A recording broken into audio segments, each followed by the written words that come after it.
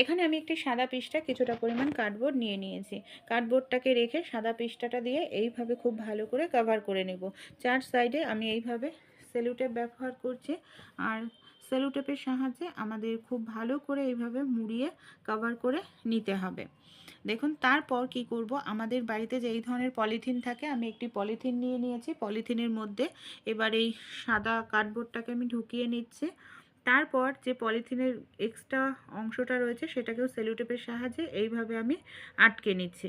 খুব ভালো করে লাগিয়ে নিলে একটি বোর্ড তৈরি হয়ে গেল। অনেক সময় বাচ্চারা দেয়ালে কিংবা ঘরের ফার্নিচারে নানা রকম লেখালেখি করতে থাকে, বাচ্চাদেরকে আমরা বকাঝকা করি, তাই বকাঝকার প্রয়োজন পড়বে না।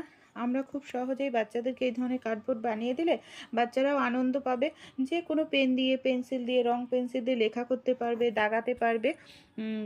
ঘরবাড়ি নোংরা কম হবে, বাচ্চাদেরকেও বকতে লাগবে না। আর একটু ভেজা কাপড় দিয়ে এইভাবে মুছলে খুব সুন্দরভাবে মুছেও নিতে পারবে।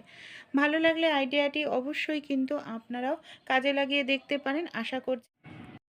একটি পেঁয়াজ এখানে আমি ছোট টুকরো করে কেটে নিয়েছি, আর পেঁয়াজের যে পাটগুলো আছে সেটাকে আমাদের এইভাবে আলাদা করে নিতে হবে।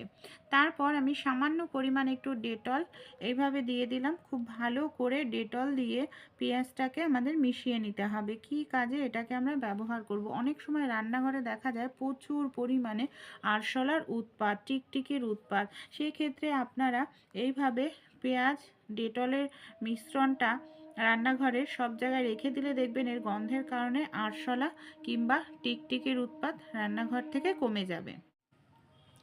অনেক সময় ডিমের তরকারি করতে গেলে গোটা গোটা ডিম ভাজতে গেলে দেখা যায় তেল ছিটে আসে, তেল ছিটে গ্যাস নোংরা হয়, দেয়াল নোংরা হয়। সেই ক্ষেত্রে একটি কাজ করবেন, এতে ডিমের মধ্যেও মশলা নুন ভালোভাবে ঢুকবে, আর গ্যাস নোংরা হবে না, তেল ছিটবে না। ডিমটাকে ভালো করে এইভাবে চারপাশ দিয়ে আপনারা ছুরি দিয়ে বা খুন্তি দিয়ে একটু কেটে নিন। তারপর নুন হলুদ মেখে ডিমটাকে ভেজে রান্না করুন, দেখবেন খেতেও ভালো লাগবে, তেলও ছিট